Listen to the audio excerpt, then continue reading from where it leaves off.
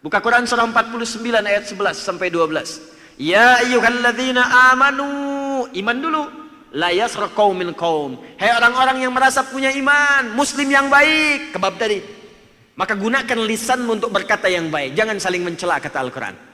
Ya ayyuhalladzina amanu, hai orang-orang muslim yang baik yang punya iman. La yaghtab ba'dukum ba'da. Jangan gosip, jangan gibah.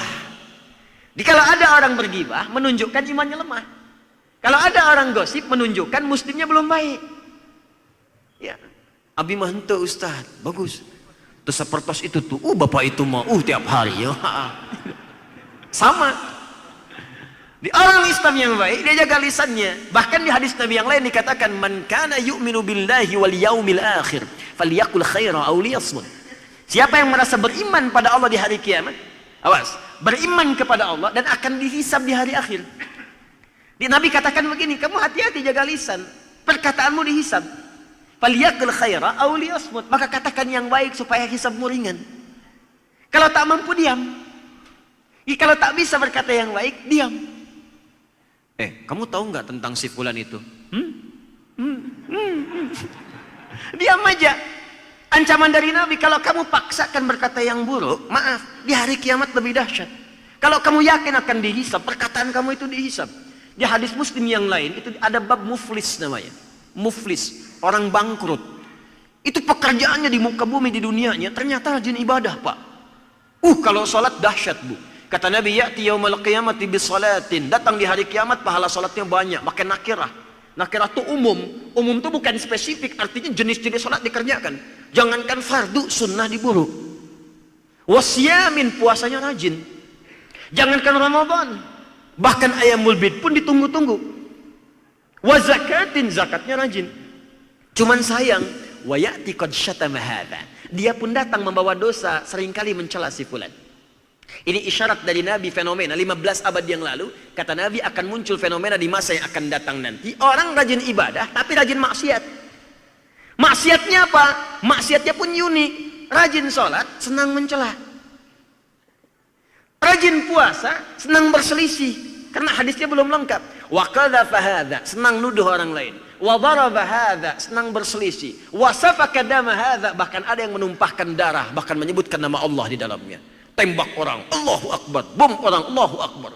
Muncul bom panci, bom kulkas, bom open, bom setrika dan sebagainya. Itu terjadi nggak? Kalau Nabi yang sampaikan dulu pasti kejadian. Itu disampaikan itu supaya kita bisa mengantisipasi, jangan masuk bagian dari itu. Makanya hati-hati kalau antum belajar, rajin ikut pengajian, rajin membawa antum untuk ibadah, tapi dalam saat yang bersamaan senang membuat antum mencela orang, senang menjadikan anda berselisih, itu mesti hati-hati. Karena boleh jadi masuk dalam golongan ini. Apalagi mengarahkan anda pada tindakan ekstrim. Kamu kemarin banyak dosa, tobat. Kalau pengen banyak pahala, jihad sekalian. Tuh ledakan kedubes anu.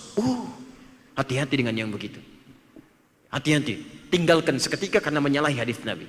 Kata Nabi, tu'khadhu hadza min hasanati wa hadza min hasanati. Kalau ada yang seperti itu sifatnya, maka diambil pahala kebaikannya, ditimpakan dan diberikan, ditransferkan kepada orang dizalimi tadi. Misal, ada orang selesai sholat. Maaf, tiba-tiba salah sholat, membicarakan orang lain. Dalam konteks gibah, nggak tanggung-tanggung yang dibicarakan imamnya. Saya tak imam naik tadi, si pulun pantes tengenah suaranya. Itu dia selesai sholat, pahalanya ditransferkan kepada imamnya sekalian.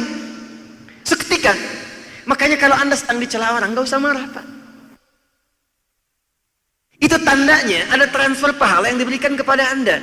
Dan hukum celaan itu, hukum celaan nggak bisa bebas kita darinya. Nggak ada orang yang bebas dari celaan. Demi Allah saya katakan, tidak ada manusia yang bebas dari celaan. Jangankan manusia, bayangkan Allah dicela oleh orang yang kafir, malaikat dicela, Rasul dicela, Nabi dicela, sahabat dicela, tabiin dicela, ulama dicela. Anda Tuhan bukan, malaikat bukan, Rasul bukan, Nabi bukan, sahabat bukan, tabiin bukan, ulama juga bukan. Nggak pengen dicela. Anda siapa? Kalau kita orang baik, pasti akan dicela oleh orang yang tidak baik. Kalau kita orang yang kurang baik, akan dicela oleh orang baik. Tapi rumusnya itu luar biasa. Apa rumusnya? Kalau celaan dibaca dengan bab iman, indah semuanya.